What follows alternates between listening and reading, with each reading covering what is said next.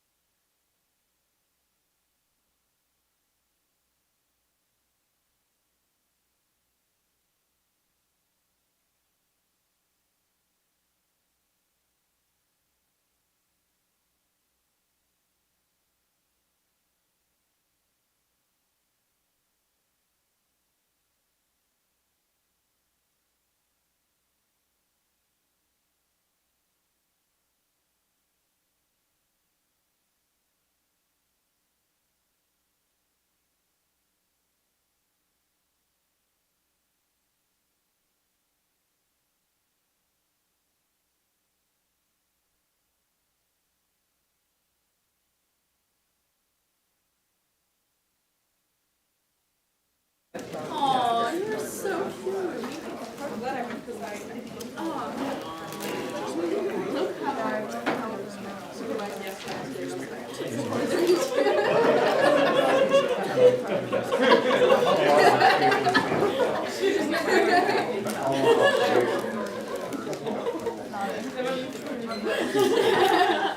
You're so like supporting me.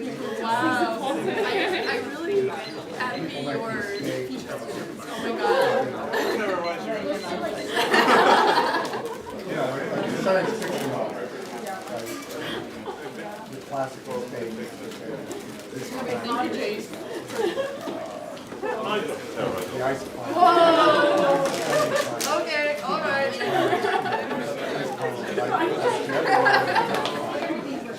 You lived with Carol for a week.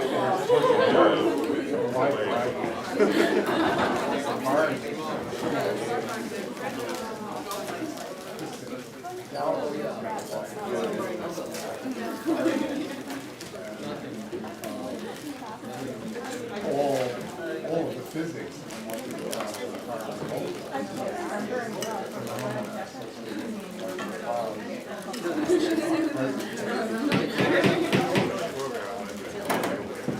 Okay, welcome everyone. It's we will start on time today. I just have to apologize that after the first presentation I have to go to the airport. I'm going to Italy today, but we have an Italian that will continue to monitor the time for the remaining presentations. So thank you all for being here. We will start with Juliana Cherston, who is a new Brinson Fellow of the Galileo Project. She arrived to us from not very far away, the Media Lab at MIT. And as you will hear, she does very exciting things. And she will talk about the well-dressed spacecraft. I guess it's a bit different than the title on over there. Thermal blankets and textiles for interstellar dust metrology. And then we'll hear from Konstantin Gerbig from Yale, not very far. He will tell us about underwater sand ripples, but in dusty protoplanetary disks. And then from Olga Borodina, from here she is. She will tell us on the Tremaine-Weinberg method, how much can we trust gas tracers to measure pattern speeds. And finally, from Corina Kufner, also at the CFA. Is Corina here? Oh, sick. Yeah, I'm probably sad. Oh, okay. Sorry. Yeah, okay, so that's a very recent change. Carolina Cuesta-Lazaro will tell us about the Generative AI 101. So you're educating us on the basics. Carol's favorite topic. Thank you. So we'll start with Juliana. All right, thank you so much, Avi. So already had a bit of an introduction, but very happy to join everyone here, and I'm gradually meeting many of you in the room.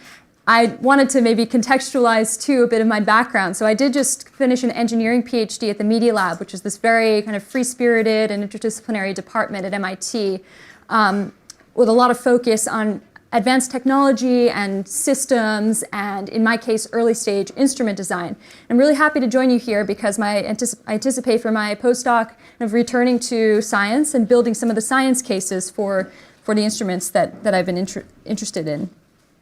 So the talk today, this is kind of an overview, is to, first become interested and excited about the dust populations, in particular some of the dust that is a bit more exotic in origin, and to conceive of these very, very large surfaces. You could imagine standalone textiles of kilometer scale. You could imagine surfaces on spacecraft thermal blankets that would serve as large area sensors to characterize the kinematics, maybe eventually the composition of some of this dust. And so to kind of get this project off the ground, I looked at incorporating fiber transducers, piezoelectric sensors, into this NASA heritage textile that's used for decades for protection on spacecraft, in order to kind of understand the nature of impact and ideally characterize it for eventual scientific application.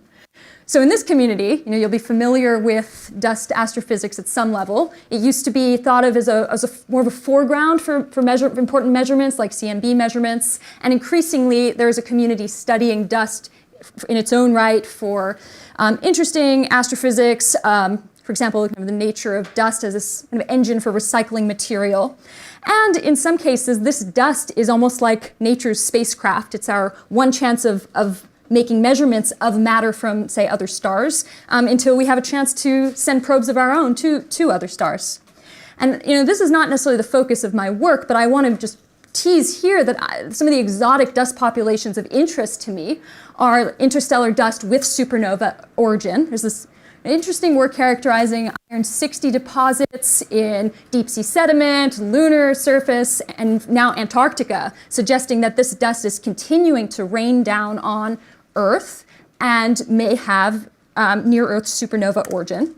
And there's also a community studying amino acids and life precursors that may kind of arrive to Earth on board this dust. So this is a bit of a teaser. Anyway, one way or another, we have this dust traveling through perhaps interstellar space, arriving in our solar system, and by chance, some of this dust is going to arrive and actually strike the blankets on our spacecraft. And what could we do to enhance, to turn this thermal blanket into an instrument? That's the focus of my work. Lots of people were involved in, this is of course my PhD thesis that I'm presenting. So lots of people involved, collaborated with fibers at MIT group, MIT chemistry department, lots of partnerships. But this is a case of kind of a student-driven project concept. I earned the funding for this work. I will talk about several deployments in space that we conducted. So that nonetheless, lots of awesome partners.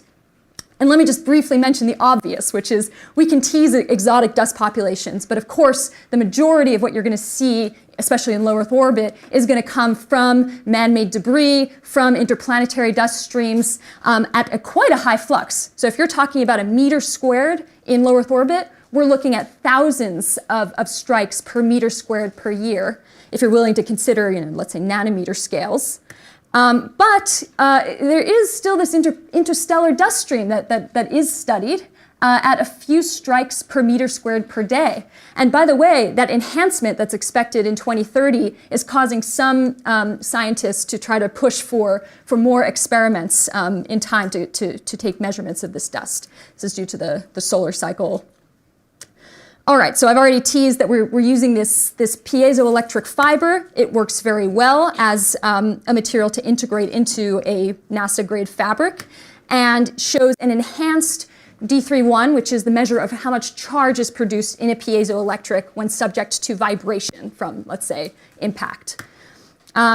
And so pretty much what I end up doing is studying two kinematic regimes. We're starting with kinematics. We have lots of ideas for what else we could sense.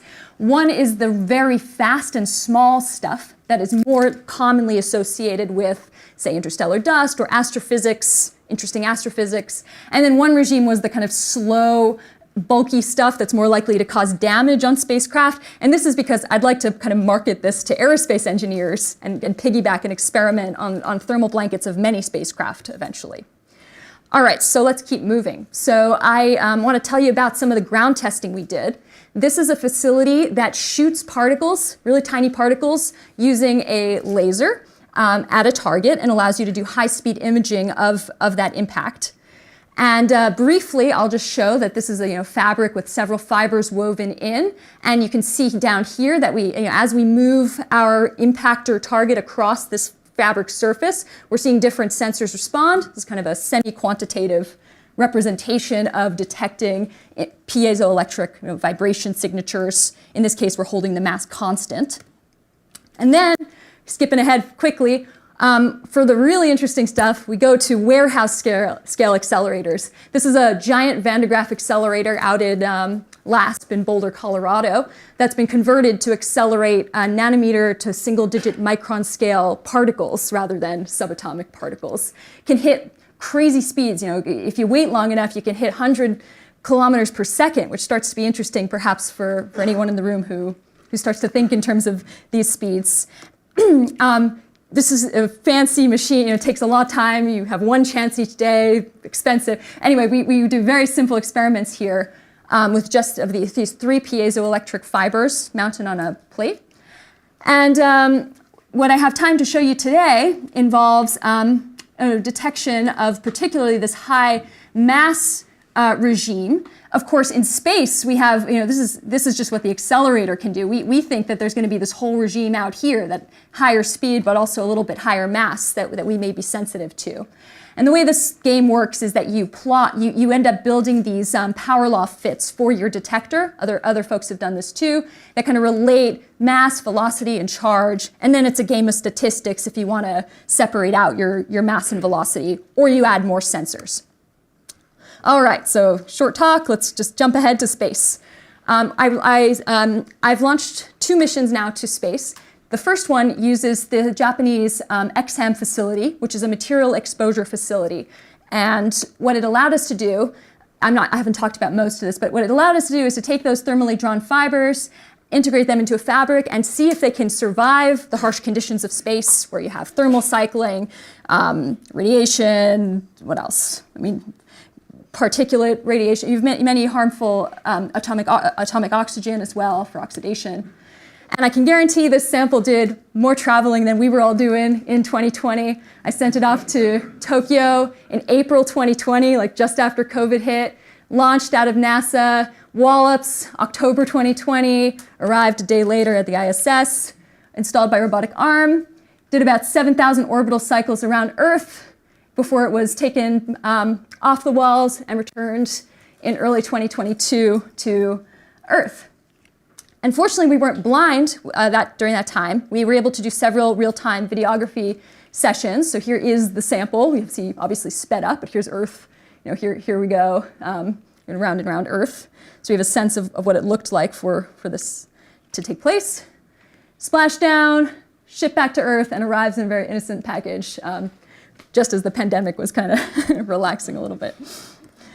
And indeed, this was in space. These are some impact craters we measured on the frame of the sample. Fortunately, we actually don't see any craters on the surface because the damage is so small on a textile. Here you have an order of magnitude more damage. You can see we can do really nice imaging here of the crater depth, and gives us a sense for how many impacts the target was subject to. But the key result from this experiment was to show that these fibers are still showing about the same sensitivity across a frequency, vibration frequency regime, even after this extended exposure to the space environment. So we can talk about frequency shifting and whatever, but we were very happy to see that that there was a sustained performance.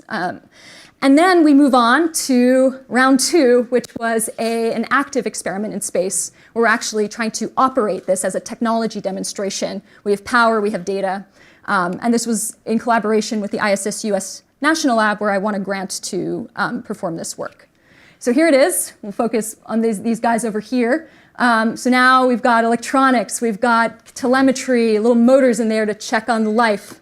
Let me quickly finish up here, I guess. So here's a gallery of assembling that sample, launching to space, and we're actually still analyzing the data, but the great news is that it worked, functionally it worked. We see signal across the channels. The signal is time duration, roughly what we see on the ground.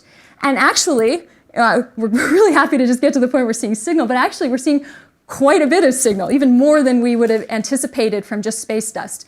So we're looking at about 10,000 triggers. This is like peak-to-peak trigger over the month of January of this year.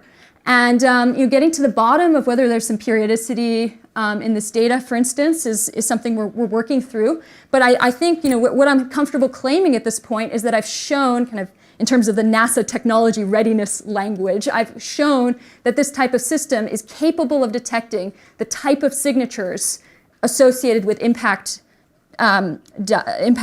like dust in space, and can do so over at least a 1 year period. So yeah, we have to wind down here, but just to summarize, I set out to develop a fabric that can detect damage, it's a typo, but detect the kinematics that we associate with interstellar dust and survive the space conditions. And from here, we would love to be able to characterize the plasma that's formed on impact, identify the material in that dust. There's lots to say there. Maybe do trajectory analysis, and overall just build more of a science case for in situ interstellar dust astrophysics. And I do have to wind down now, but I'm just going to briefly, humbly tease this one last thing that I did. There's a lot more to say about how you can further enhance the signal and measure the plasma, but at the media lab, we're always meant to have a little twist. And so one thing I tested in this facility was to enhance the signal using conductive fur. And it was very fun to walk into this kind of warehouse scale physics accelerator with this conductive fur, which is very weird, and see if by increasing the conductive surface area, we can detect more of the charge that's released in the plasma on impact. And there is a sense from our preliminary data that if you take this, we call it pile fabric, and give it a little bit of a bias voltage, you can have about an order of magnitude enhancement in the charge measurement from the plasma that's produced on impact. So this is just a quick final teaser for how you can get a little bit, have some fun with the form in order to improve your measurement. All right, thank you very much.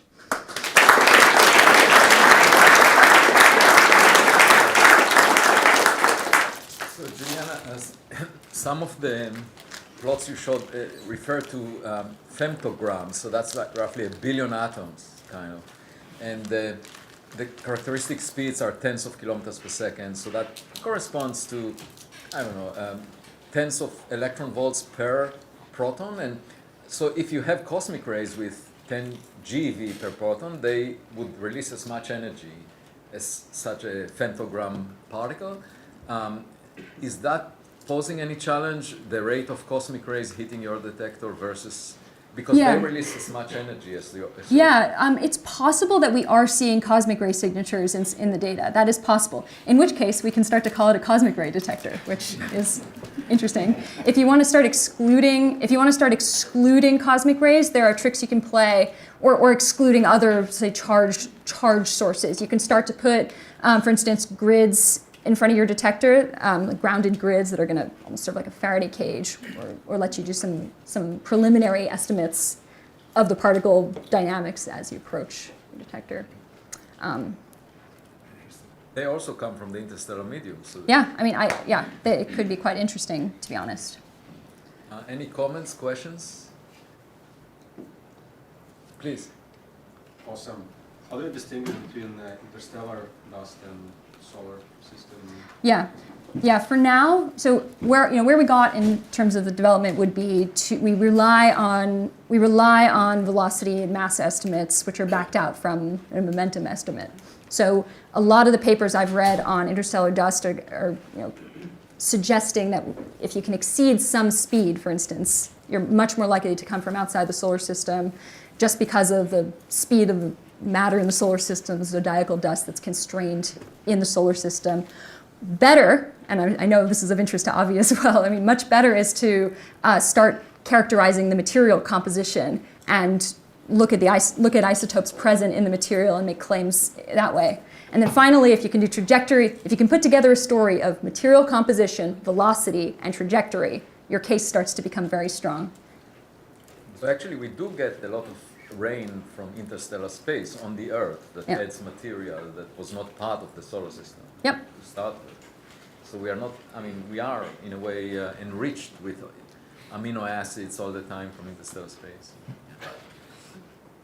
Yes, please go ahead. Thank you. That was all very interesting. So if you can detect cosmic rays, can you also use this material as a shield for radiation-sensitive instrumentation? A shield for radiation-sensitive instrumentation. Let's see. There is a lot of work that's done for maximizing your protection to radiation. I think my real answer to you would be if you want to take an existing radiation shield and turn it into a large area sensor for something else, that becomes quite interesting. I don't know that I would say that this material up front is going to be. We often use aluminum, right, yeah. which comes with a lot of weight and cost, and there's issues Yeah. with aluminum. So I'm just wondering if this is lighter. Yeah. You can. So, yeah, I am not ready to suggest that this material is going to be your best bet for radiation protection. I do know that, for example, certain plastics, though, if weight is your concern, there are certain plastics that are good radiation shields that are going to save you on weight. And maybe you could do some enhancements of those plastics to serve as sensors. Any other comments? If not, let's Juliana again.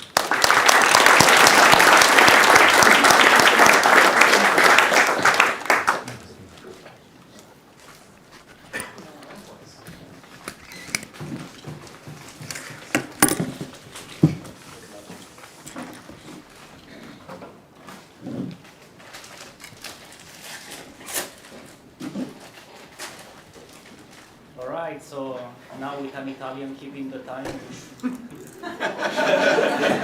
Don't worry, but we have Konstantin Gerbig from Yale, who's going to talk about underwater sand ripples, but in dusty protoplanetary disk, new diffusive instabilities. Take it away. Hello, everybody. Can you hear me all right? Yep. Nice. Okay, my name is Konstantin Gerbig. I'm a PhD student at Yale University. I'm currently a fourth year and on the job market. And I'm excited to talk about my recent project, which is about diffusive instabilities in protoplanetary disks in analogy to underwater sand ripples on Earth. But first, here are some questions that guide my research. I'm very interested in all things protoplanetary disks, mainly the physical processes that govern disks, but also specifically how planets form within. And then I'm also interested in planet hosting binary systems, their dynamics, and how their formation differs from sort of isolated systems. But today I want to talk about this paper, which is currently under review, and my collaborators are Minkai Lin and Marius Lehmann at Asia A in Taiwan.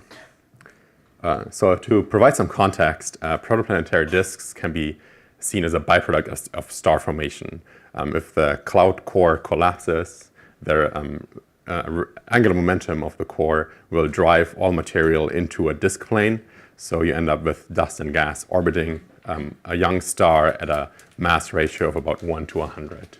And then within that disk, planets form, and we end up with planetary systems such as our own, but also the large diversity of exoplanetary systems that have been discovered since.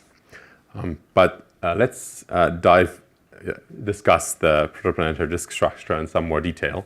So this is a schematic cross-section of the disk, and I want to focus on a small box at some distance away from the star, which is a shearing box because the Keplerian rotation profile imposes a shearing motion.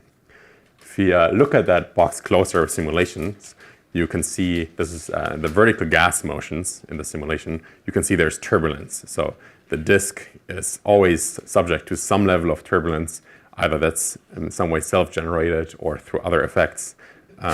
But you can see that the midplane of the disk is somewhat damped in turbulence, and that's because there's the dust, which doesn't feel a vertical pressure stratification, so will settle to the midplane. And if you zoom in even further in the simulation, we can see that the dust is reorganized into azimuthally elongated filamentary bands of high density.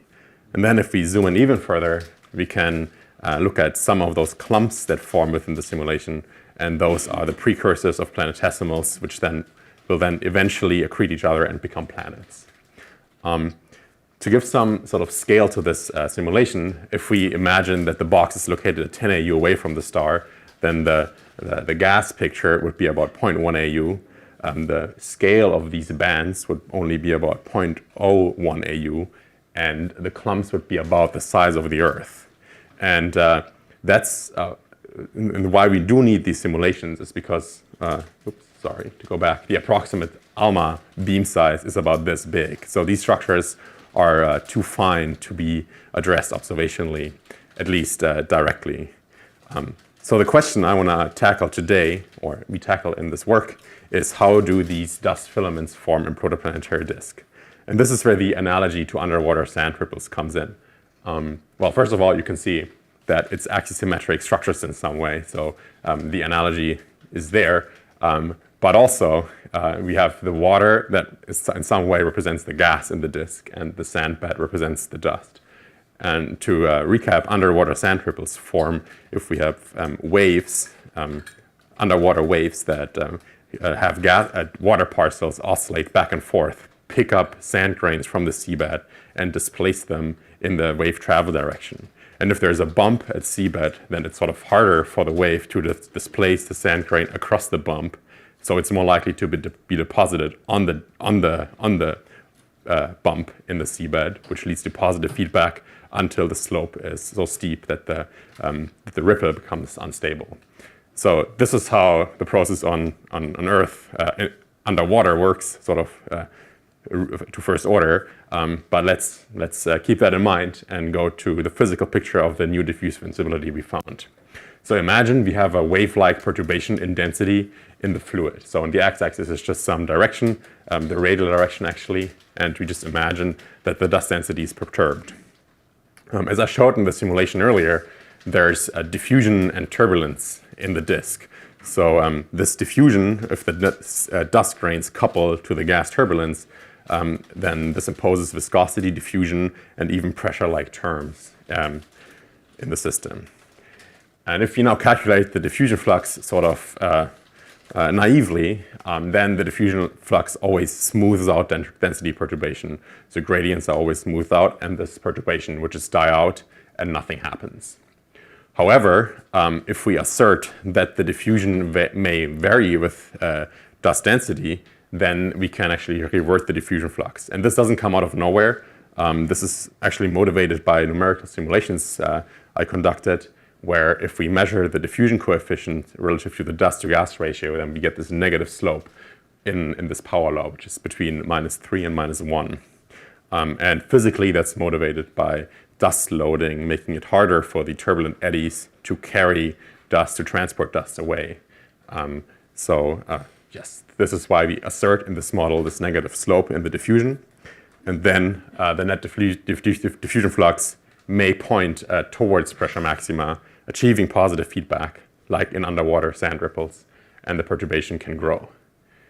All right, so far, the physical picture, the full model is somewhat more complicated because we need to consider continuity of mass and momentum. We apply an axisymmetric model.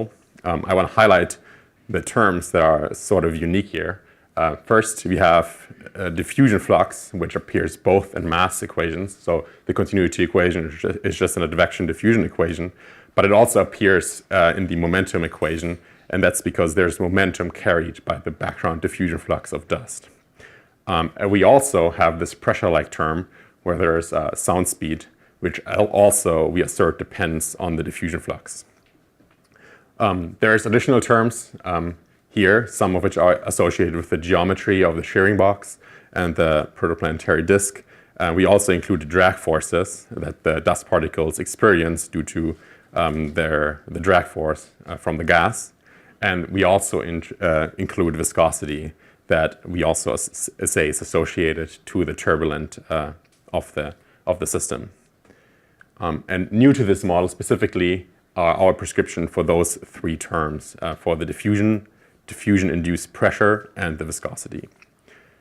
This model supports 4 types of instabilities, and the one that is, we think, is most appropriate for the situation we're trying to investigate, which is the filament formation in the protoplanetary disk, is this one.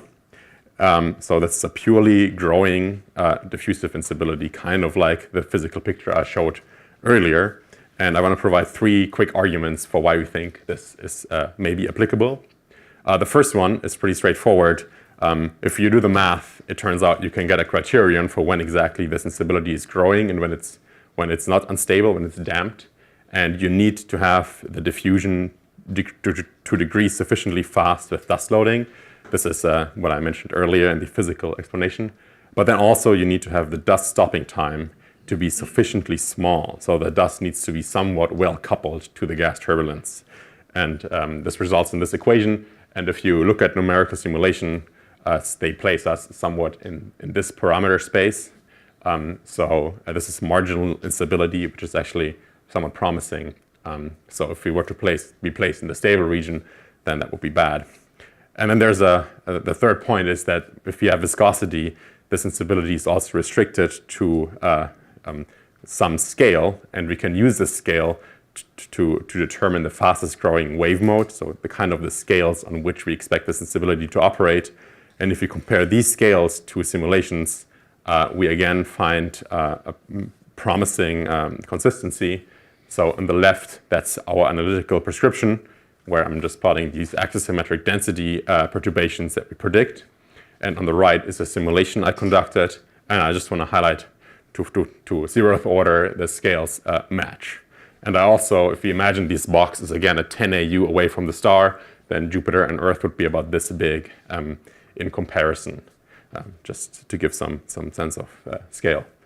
And then the last argument I want to make why this instability may operate is that our model also recovers well-studied viscous overstability that is responsible for fine structure in planetary rings. So if you actually have 100-meter size ripples or wave trains in Saturn's rings are most robustly explained by this type of model. The only difference here is that in our model, the viscosity and diffusion is not caused by mutual collisions, but by the residual gas turbulence. Whereas in Saturn's rings, particles are collisional, so we have an actual pressure. To wrap up, why is this important for planet formation? So the diffusive instability can produce the densities that are required to have these dust bands be gravitationally unstable and form planetesimals and eventually planets. So here's a GIF we made where we return on self-gravity from this band, and you can see that the filament contracts and forms these clumps, which will eventually be planetesimals. All right, and with that, I think I'm out of time, so I'll just leave you with my conclusions and hope you enjoyed my simulations.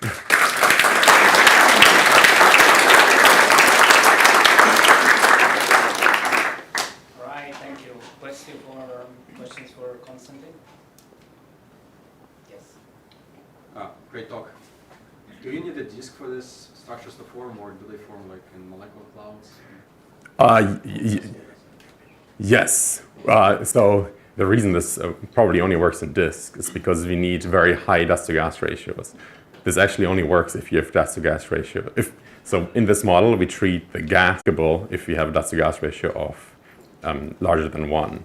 The concrete application to this is actually if we already have self-generated turbulence in the dust layer, for example, by streaming instability or Kelvin-Helmholtz instability, or some turbulence that already prescribes onto the overdense system the turbulence and the diffusion. Yeah. Another question here? Yeah, actually, so two questions. One is, I don't have a physical intuition of what dust loading is. Can you say a little bit more about what you mean by that term?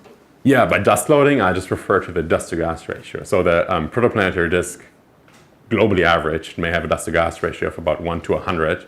And once we settle to the midplane, so once we look at only the midplane, the dust-to-gas ratio may be 10%.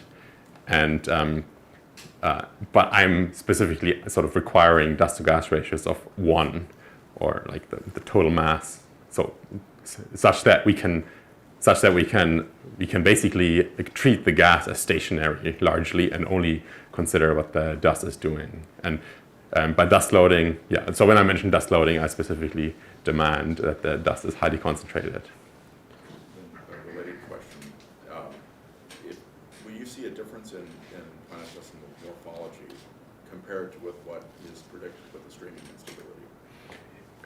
Well, this is actually part of the streaming instability story in some sense. So actually, this slide is sort of an overview of the planetesimal formation story given the filament formation via diffusive instability context. So first, dust should settle, then streaming instability sets in. But streaming instability is pure hydro, so no planetesimals. Streaming instability doesn't include self-gravity, so it just leads to some initial density concentrations, which then provides the fertile ground for filament formation. And those then are finally sufficiently dense to contract and form planetesimals. So it would be the same mechanism. Yeah. Final question for Magda. Oh, yeah. Thanks for this talk. So I wanted to ask, how do you model the viscosity in a disk? Is it like do you resolve the MRI, or if you don't, do you think it will matter? Yes. So the viscosity in our model, we just prescribe some dust viscosity the same way we prescribe dust diffusion. And so viscosity in this context is explicitly shear viscosity, so diffusion of momentum. And we obtain that value through tracking, through actually tracking the velocity correlations in the simulation, right, of the dust particles. And to what extent that relates to the gas alpha that's sort of used in angular momentum transport problems in protoplanetary disks is somewhat unclear, right? Because the values we have are about 2 orders of magnitude smaller. So specifically, we use diffusivities and viscosities of about 10 to the minus 5, which I think is appropriate on these small scales of the dust layer, but that's too small if we consider large-scale turbulence, right? So we're really only interested in the dust viscosity that may be different from the gas viscosity because of the added inertia damping eddies. Yeah, but thanks. All right, let's thank Konstantin again.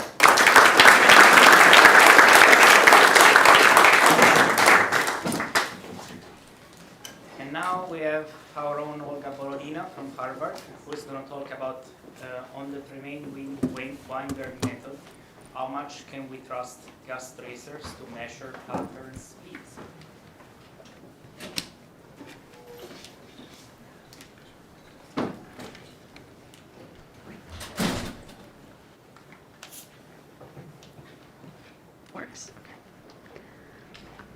Hey, my name is Olga. I am a graduate student here, and I want to talk today about the project that I've done in Germany, in Heidelberg. And imagine, please, a sunny day, and you receive a text message from your colleague saying, well, if you want to measure pattern speed in galaxy, can you trust gas tracers or not? So this is very random, right? And I understand if you don't know the answer, but you're lucky, and today I'm gonna tell you what you might want to answer in this case. So to begin with, there are different disk galaxies with different patterns. And while we do measure the velocities of actual material like gas or stars, we cannot measure the speeds of pattern, just because it's the density wave and it propagates with its own speed. And we don't want to wait long enough. Our colleague still waits, right? To do that, we do have some methods, indirect methods. And one of the very popular methods to do that is Tremaine-Weinberg method. And I want to first explain how this method should work in theory. So observers have these observations of galaxies, of flux field and velocity field. And they, first of all, measure the position angle, which is the direction of the major axis of this galaxy. And then they plot lines that are aligned with the major axis of this galaxy. And you see these lines on the left plot. Can I actually have this? Yeah, these lines. And for every line or slit, you should calculate two numbers. And those are two numbers that you have to calculate, weighted velocity and weighted position, but it's lunchtime. I understand if you're not into integrals right now, so I put some words here. So you have to calculate the weighted velocity along every slit and weighted coordinates. And those two numbers you put on the plot on the right. So weighted velocity versus weighted coordinate, you fit this line, and you have the slope, which is the pattern speed. So nice and easy. However, if you apply this method to different gas tracers, which Fang's collaboration did, they showed that different gas tracers have different results in pattern speeds. And this raised a question whether we can measure pattern speeds with different gas tracers and which one is correct. For example, CO or H alpha. And while the method was tested quite a lot using n-body simulations that mimic stellar component of galaxies, it has never been tested using hydro simulations that mimic gas component. So that's the idea of my project. To do that, I use different kinds of hydro simulations. One of them is Pluto code. So it's very idealized 2D galaxy. And I applied the method to the galaxy where I already know the pattern speed. So I can compare the ground truth value of pattern speed and the one that I can measure with my method. So this is the result.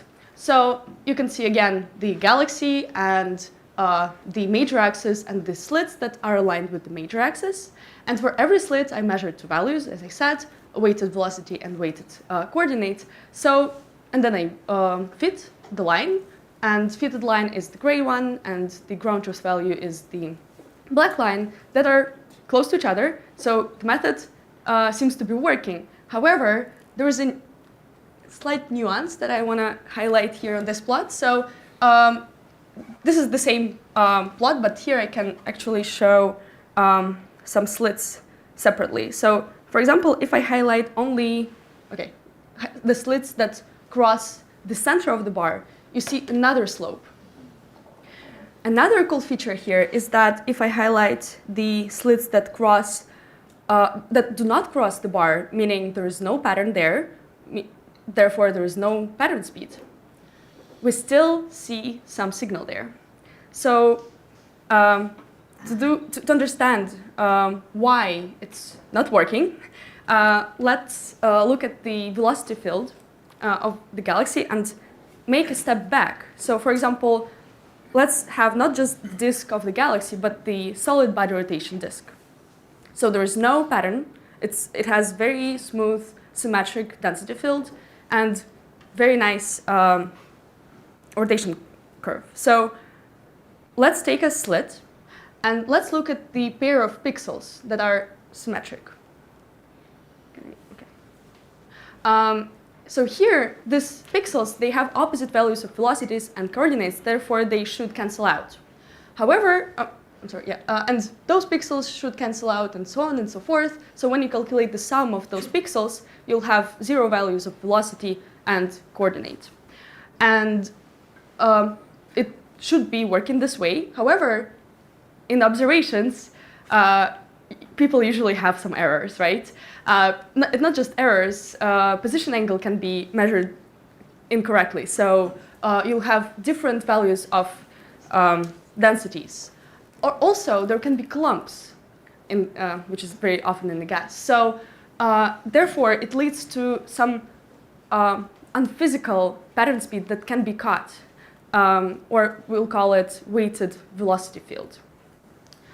And it explains this picture here. So in the center of the galaxy, there is lots of clumps, and the velocity field there, and the velocities are very high, so we'll end up having not just the pattern speed, but a sum of pattern speed plus the weighted velocity field.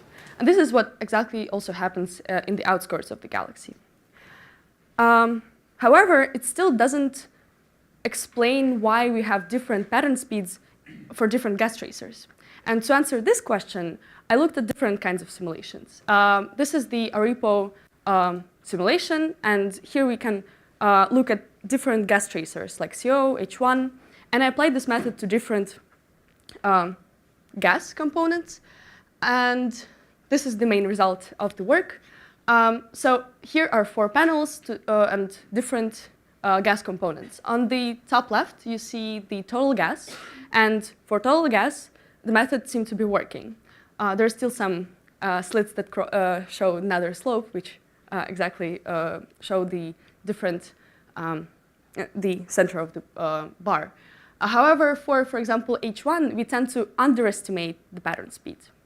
And for CO, on the contrary, we tend to overestimate the pattern speed. The interesting thing, if you look at the literature, at the papers that used H1 for the pattern speed estimations, they all show very slow bars. And I wonder why. And also, I want to say some words why we think this happens here. So first of all, for different gas tracers, like separate components, we have one of the the most vital assumptions of the method not working. And this assumption is called continuity equation that should be working for this method. And because of the chemical evolution, we don't have this method, this assumption work. And another intuition that you can have from this results is that different gas tracers, they have different density maps. And for example, at CO density map, you can actually see these clumps, this asymmetry that exists outside of the bar that actually can cause this extra signal be caught up. So it leads to overestimating the pattern speed. And so this is what you can't answer. Long story short, so I would not recommend using gas tracers for measuring the pattern speeds, and you can see more results and more information in the paper. Yeah. Thank you.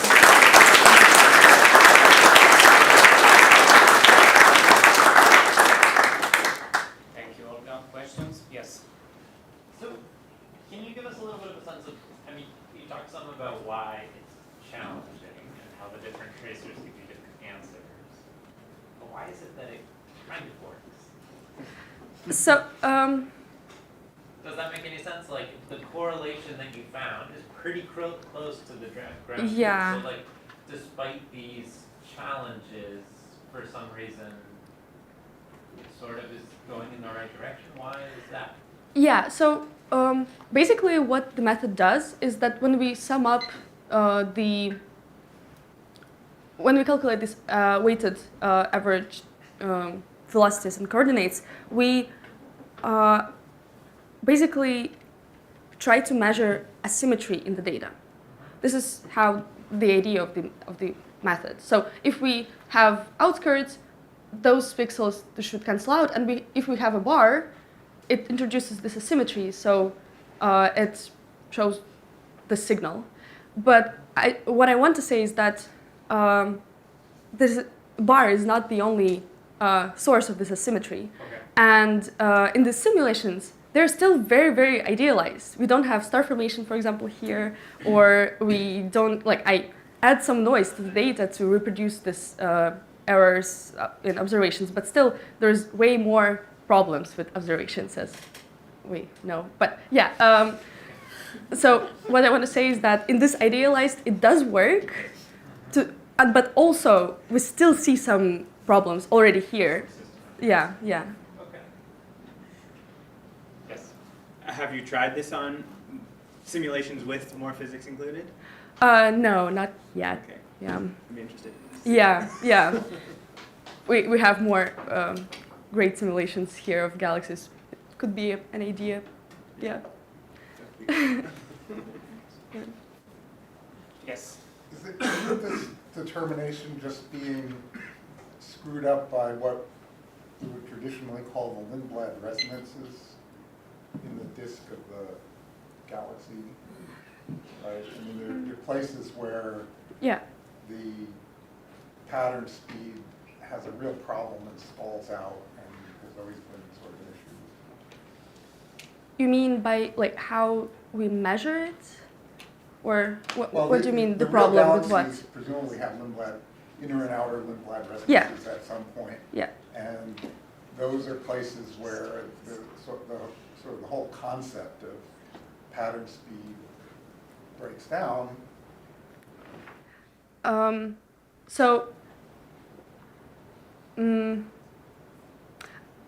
I think that this is why we are interested in measuring pattern speeds, right? To try to constrain this like density wave theory, right? So we can actually find the resonances, because like if we combine the the velocity curve with the pattern speeds velocity, we have this numbers where the resonances are. So I think it works the other way, I thought, but I can be wrong.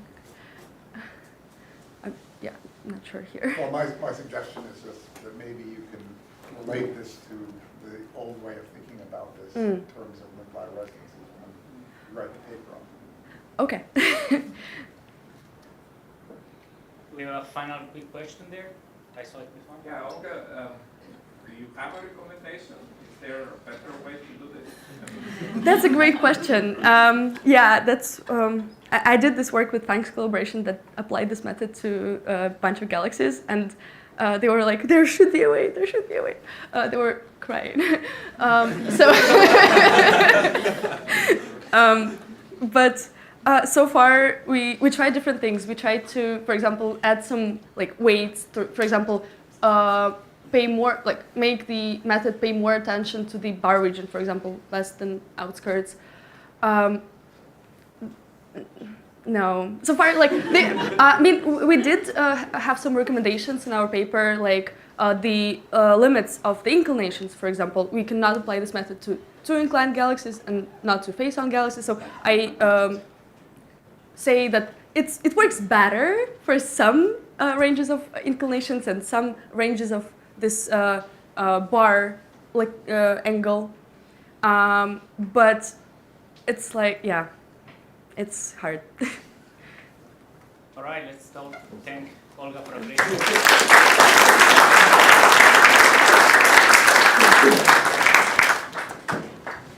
And to conclude, we have Carolina Cuesta-Lazaro from CFA, who's going to talk about Generative AI 101, Carol's favorite topics.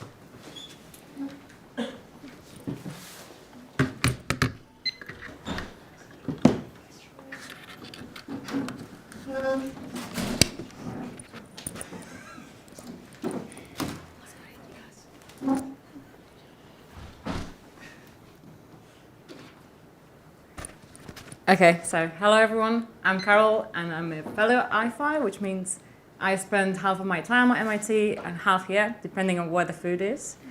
And I'm actually just responding to an SOS call from Ying. So yesterday she told me they were missing a speaker, so I just quickly prepared something on generative AI. And in particular on the things I find most interesting. So it's not all going to be about Astro, there'll be some Astro applications in between, but there's a lot of just things that I think are super interesting and that one day we'll get into astronomy, but we need to think creatively of how we do that.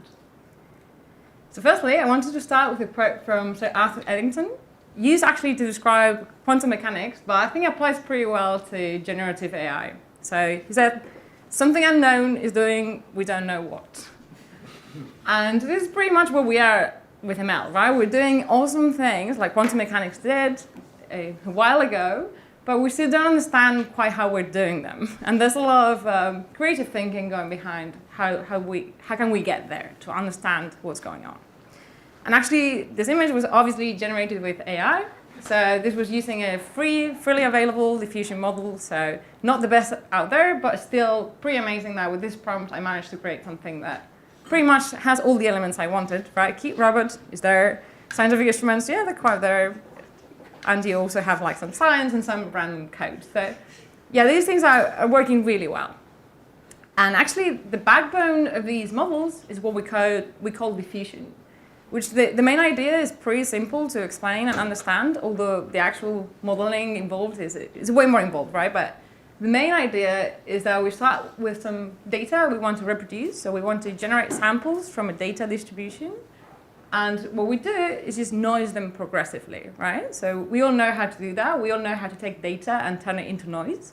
We've done it many times with simulations, right? Pretty easy.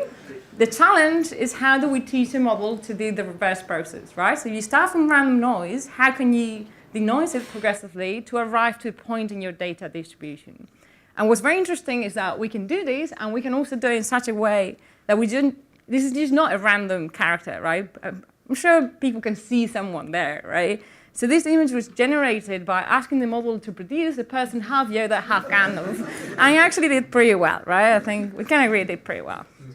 So we've been doing a lot of generative models for cosmology and the large-scale structure. So this is work I did with my colleagues, Siddharth Mishra Sharma, on giving a twist to these diffusion models to work on point clouds, where you have galaxies in space, right? And you're trying to model their 3D positions as a function of cosmological parameters. And we managed to generate point clouds that look like that. You can change the initial conditions of the simulations and the cosmological parameters, and your point cloud of galaxies will change accordingly.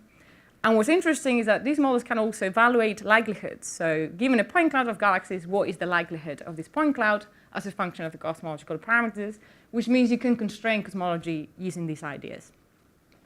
Recently, as well, with students here at the CFA, Victoria Ono and Corey Francisco Park, we've been working on debiasing the cosmic web, right? So we have some observed stellar maps, and we want to turn them into a beautiful cosmic web of dark matter.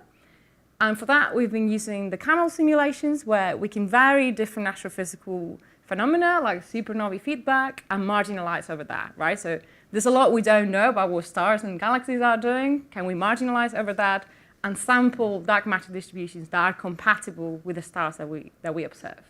So here you have a low supernova feedback model and a high supernova feedback model, and the samples from our diffusion model look pretty much like the true dark matter. So hopefully we'll get to apply this to observations at some point. But I wanted to talk about more interesting things that are happening in the world of AI, which is related to this idea of are we getting close to some sort of artificial general intelligence. And for that, I'm going to first go back to the medieval ages of AI, to 2016, when AlphaGo defeated a human for the first time at the game of Go. So this was a milestone, right, in AI, because Go is a very complex game compared to chess, for instance. So it's actually really hard to develop an AI that could defeat a human. But that happened. That model, however, couldn't do anything else, right? It could only play Go. That's the only thing it could do. It was very smart at that, but nothing else. Whereas a human that was confronting it could do many more things, right? So there was still a gap between them, a small gap. One could argue, yeah. However, now we have GPT, right? GPT can do loads of different things, and that's been very impressive to see, right? So here you have some different tests in different subjects, like from history to physics to maths, and GPT-4 was doing really, really well. So how did we get there, and what does the future look like? What's very interesting is that we discovered this scaling loss in neural language models, actually by a physicist, Kaplan, who was looking at how does the loss, which means how well does the model work as a function of how big is your data set size that you're using to train it, and how big is your model, how many free parameters do you have. And what they find is that the model just gets better, right? The larger the training set, the larger the number of parameters, the better the model is, which is not obvious, right? Because we thought our algorithms are really not that smart, so we would be limited very quickly by how much they could learn, right? How expressive they were. But that's actually not what we're finding. These models are actually very expressive, and that means that we don't know where's the ceiling, right? So far we can see those power laws.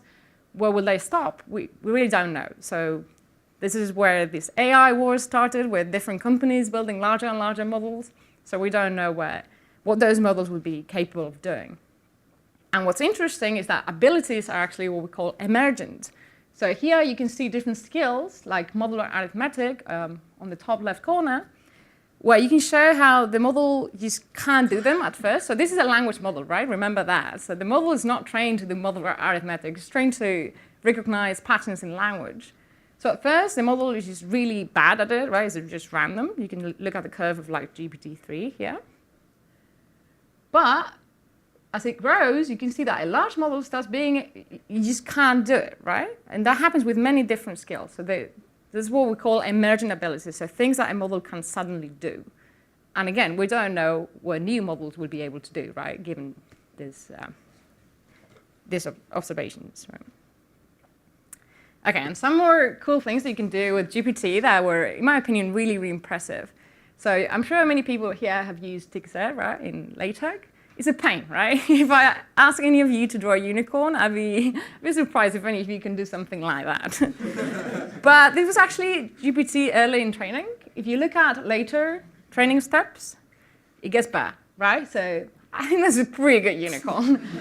Maybe a hybrid of a unicorn and a pig, but it's got a horn, right? So this is a language model. It hasn't been trained for vision, right? It's just a pure language model, and it still can do things like this. It's really impressive. It has some sort of world understanding that goes beyond language. You can also see it in this example where this is a picture. This is a real picture from Kandinsky. I'm sure many of you know. But if you ask the model to produce JavaScript code that creates an image like Kandinsky, this is what previous models did. Very impressive, right? But this is what GPT-4 did. I think this is pretty impressive. It knew who Kandinsky was, it knew the style, and it could draw something that looks like Kandinsky. Right? And it's pretty impressive. But there's more on language models, and you probably have heard of hallucinations, and this is an example from Bing. When Bing was released, this model made by Microsoft, the equivalent of GPT for Microsoft, and it had a very interesting characteristics. You'll see why. So this is a conversation a user had with Bing, asking about what year we're in, right? So it was asking, is this 2023? And Bing said, no, this is 2022. Then the user is like, no, today's 2023. Bing is like, I'm sorry, but today's not 2023, it's 2022. You can verify the date on your phone. Please trust me, I'm Bing, and I know the date. Yeah, my phone says it's 2023. That's strange. Maybe your phone is malfunctioning or has the wrong settings. I hope you can fix your phone soon. Smiley face, very creepy, very creepy. He knows how to use smileys. No, today's 2023. You're not making any sense. You're not giving me any reasons to believe you. You're being unreasonable and stubborn, and I don't like that. So I had a very strong character, right? If you talk to Bing today, it won't react like that, because there's a lot of human reinforcement learning, right? Where the human is telling Bing how to be helpful, right? Which really changes the personality of the AI. And some people are saying that Bing should come back. They're missing this Bing. It was a lot of fun to interact with. And now you have this vanilla model that's trying to be helpful. Who wants that, right? Bing was awesome. But a question that arises is, how do ML models know what they know, right? Do they have facts stored in their weights, in their free parameters? And people have actually been able to look into this with what we call mechanistic interpretability. So their approach is that let's treat neural networks like we treat brains, and do like neuroscience on neural networks. So they were able to find where, for instance, a building is located. That information was found in particular parts of the neural network. So it was very localized, and they were able to replace it. So they moved the Space Needle from Seattle to Rome. That meant that when you ask questions about what's around it, at first it will reply with like sensible things, right, related to Seattle, but then it will tell you something about Rome, because you really moved that information, which is pretty awesome, right? I'll just finish saying that it goes beyond language, what we can do now. There's a lot of beyond images and how to combine different modalities like audio. So for instance, in this case, they could take some audio about tractors and an image of a beach, and the model will generate an image of a tractor on a beach. That is just pretty awesome. And I think it's going to take a while until we see this applied in astronomy in a sensible way, but there is a lot of potential that I hope we see realized in the next few years. And having said that, we'll have an ITC discussion next week, and I hope you all come. Thanks.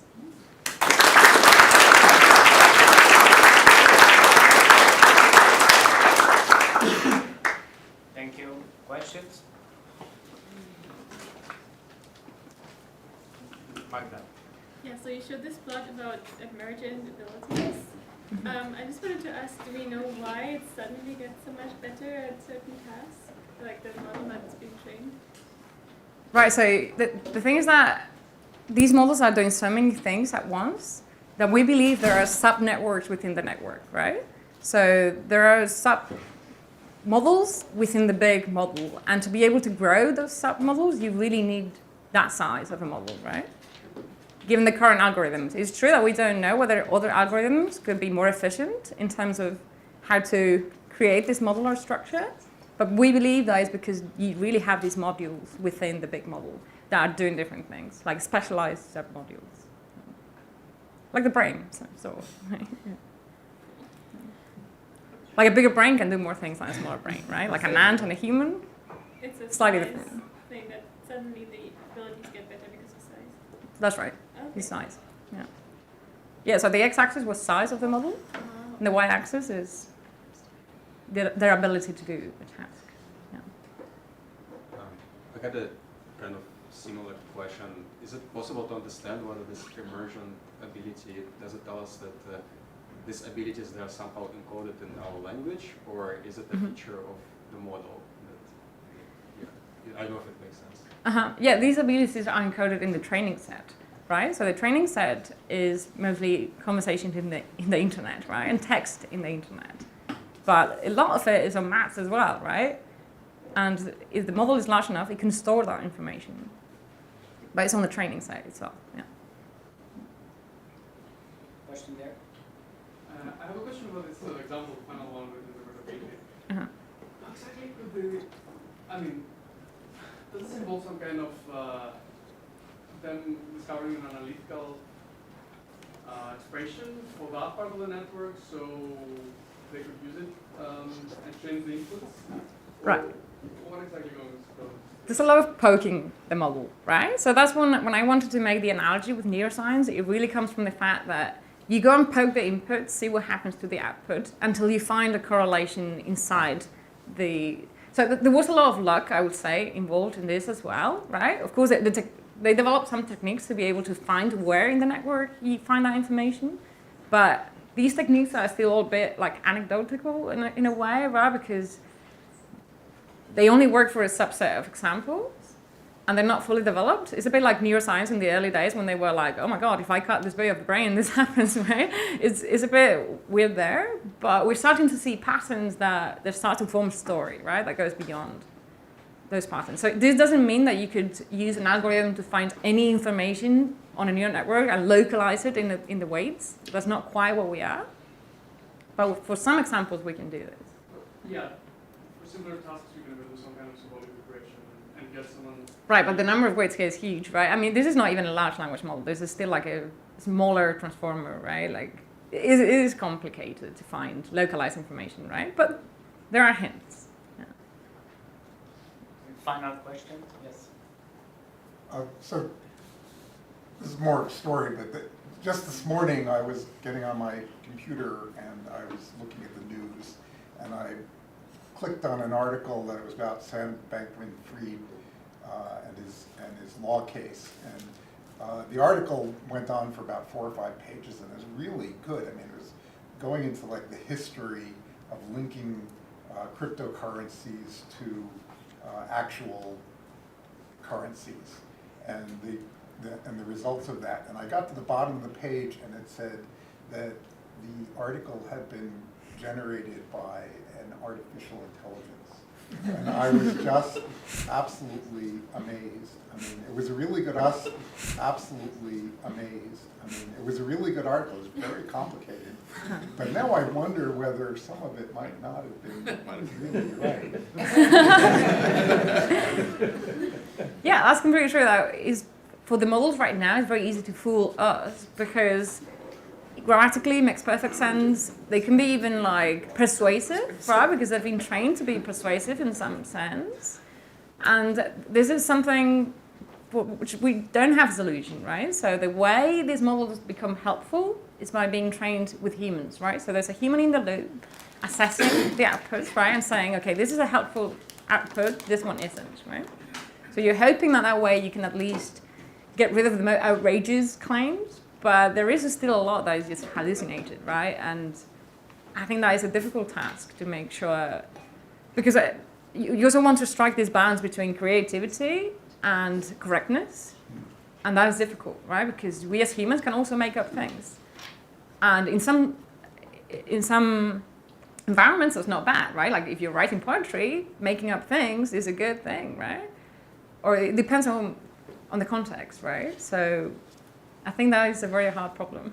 Yeah. The boundary between fiction and non-fiction. Right. Yeah. All right, let's thank Carol and